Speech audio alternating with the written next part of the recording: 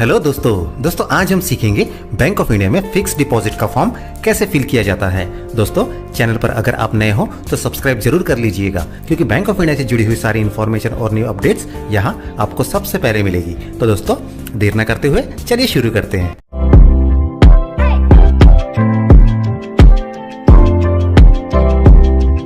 तो दोस्तों ये है बैंक ऑफ इंडिया में फिक्स डिपॉजिट करने का फॉर्म। चलिए देखते हैं दोस्तों कैसे फिल किया जाता है इसे। तो दोस्तों जैसे आप लेफ्ट कॉर्नर में देख सकते हो डेट के लिए कॉलम है। यहाँ आपको दोस्तों डेट डालनी है जिस दिन आप फिक्स डिपॉजिट करने बैंक में जा रहे हो। ठीक है, चलिए उसके नीचे आपका पैन नंबर डाल दीजिए। राइट कॉर्नर में देखिए दोस्तों आपका डेट ऑफ बर्थ डालना होगा आपको। उसी के नीचे आपका मोबाइल नंबर डाल दीजिए। चलिए आगे बढ़ते हैं। यहाँ देखिए दोस्तों new account desired to be open. यहाँ स्कीम्स है दोस्तों अलग अलग।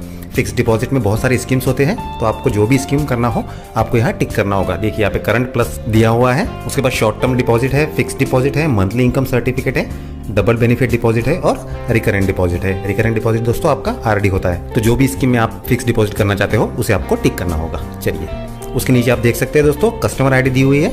यहाँ आपको आपका कस्टमर आईडी डालना होगा।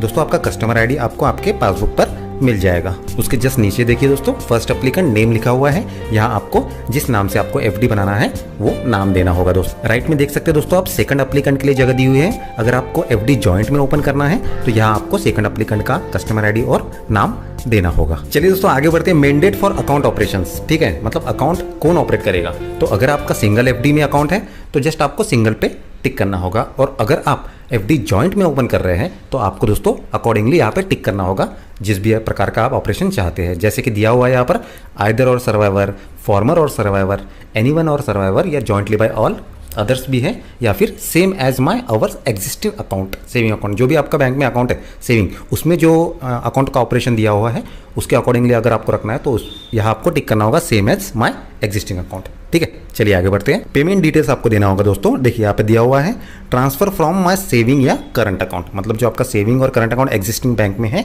उसमें से डायरेक्ट पैसा एफडी में चले जाना चाहिए। ऐसा आपको यहाँ पर अकाउंट नंबर आपका मेंशन करना होगा। या फिर अगर आप कैश में एफडी बनाना चाहते हो, आपका अकाउंट नहीं है, तो आपको यहाँ पर कैश बताना पड़ेगा कि आप कितने की एफडी करना चाहते हो, उतना आपको कैश डिपॉजिट करना होगा दोस्तों। चलिए दोस्तों आगे बढ़ते हैं। चेक नंबर दिया हुआ है यहाँ पर drawn on bank and branch. ठीक है, दैट मीन्स कि अगर आपका सेविंग अकाउंट या current account bank of India में नहीं है तब भी दोस्तों आप बैंक ऑफ इंडिया में एफडी बना सकते हो बहुत आसानी से। कैसे? तो दोस्तों अगर आपका अकाउंट एसबीआई ब्रांच में है मान लेते हैं, तो आपको यहाँ पर उस बैंक का चेक लगेगा और चेक नंबर डालना होगा।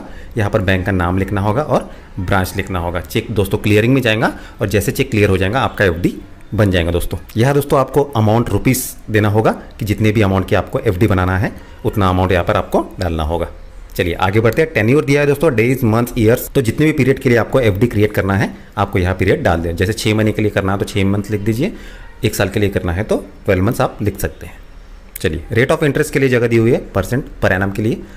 ठीक है, तो यहाँ दोस्तों आपको भरने की जरूरत नहीं है। अगर आपको मालूम है रेट ऑफ इंटरेस्ट क्या है तो आप डाल दीजिए, अदरवाइज बैंक ऑफ इंडिया से ऑफिसर कोई भी यहाँ पर फिल कर देगा इस फील्ड को। चलिए for term deposit payment on maturity. ठीक है दोस्तों, मतलब आपकी एफडी जब मैच्योर हो जाएगी तो उसका पेमेंट किस प्रकार से होना चाहिए वैसा आपको इंस्ट्रक्शन यहाँ पर देना होगा। चलिए देखते क्या क्या है। क्रेडिट टू अकाउंट नंबर, तो मतलब आपके जो अकाउंट नंबर है सेविंग या करंट अकाउंट उसमें आपकी एफडी का पैसा जमा हो जाना चाहिए ऑन मैच्योरिटी पर, तो यहाँ पर आपको टिक करना होगा। इशू डीडी पे ऑर्डर, अगर आपको डीडी चाहिए, पे ऑर्डर चाहिए तो अकॉर्डिंगली आप यहाँ पर टिक कर दीजिए, वैसे ही आपको पेमेंट किया जाएगा।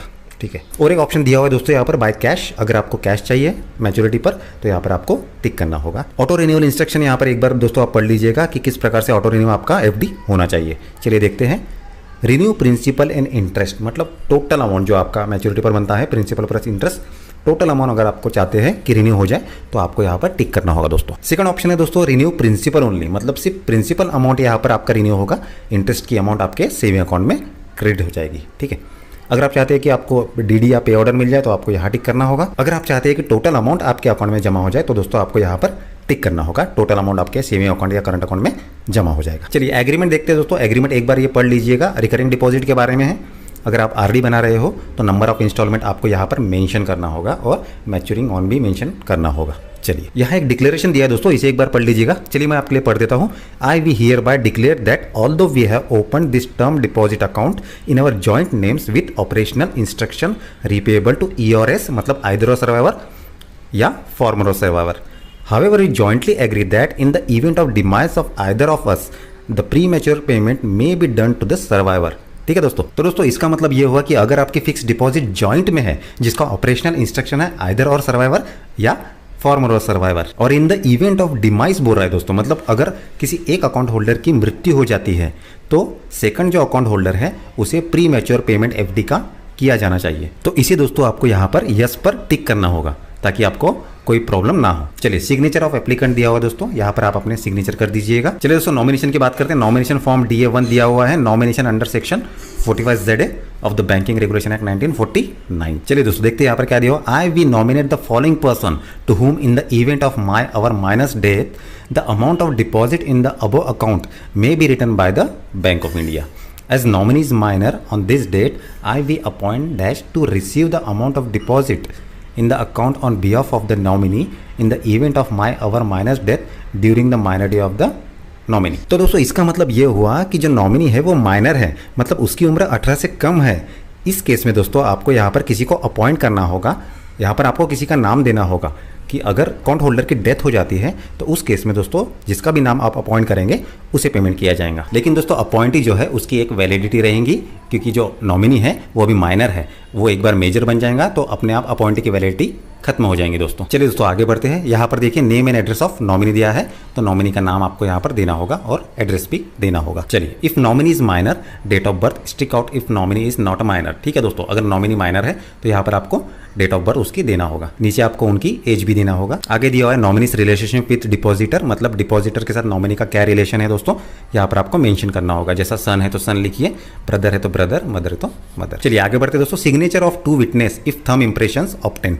ठीक है, मतलब जो अकाउंट होल्डर है एफडी का, वो अगर थंब इंप्रेशन करते हैं, जो साइन नहीं करता है, अंगूठा करते हैं, उस केस में दोस्तों यहाँ पर आपको 2 विटनेस लगेंगे। यहाँ दोस्तों आपको फिर से अपने सिग्नेचर करना होगा, यहाँ पर प्लेस लिख दीजिएगा, यहाँ पर डेट लिख दीजिएगा। जॉइंट अकाउंट है तो जॉइंट की सिग्नेचर आ जाएंगे यहाँ पर। आगे देखते हैं दोस्तों, please deduct my TDS for FDs from my saving account.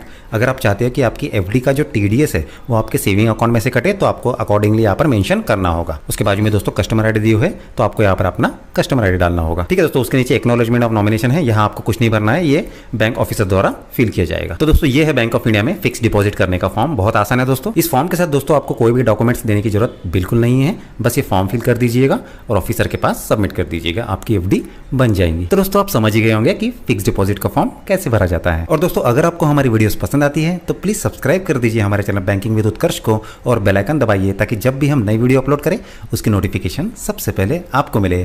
Thank you for watching this video.